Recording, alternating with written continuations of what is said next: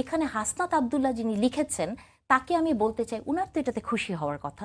কারণ হচ্ছে উনারাই রিকশাওয়ালাকে নমিনেশন দিয়েছিলেন না, উনারাই না সেই জীবনের স্বপ্ন দেখতেন যে শিক্ষার কোনো দরকার নাই, কোনো কিছু নাই, ক্ষমতাবান মানে ক্ষমতার জায়গায় একজন রিকশাওয়ালাও হচ্ছে পার্লামেন্ট মেম্বার হতে পারে। তো একজন রিকশাওয়ালা মানে স্কুলের কমিটি তো অনেক ছোট, কিন্তু একটা রিকশাওয়ালা যদি পার্লামেন্ট মেম্বার হতে পারে এবং আপনি যদি তাকে নমিনেশন দেন, পরে মনে হয় এটাকে বাতিল হয়েছে বা কী হয়েছে আমি জানি না, কিন্তু এই কথাগুলো তো উনারাই বলেছেন। শ্রেণী সংগ্রামের বাইরে যে একটা নতুন দেশের স্বপ্ন দেখেছেন, তাহলে উনার কেন এটা খারাপ লাগলো?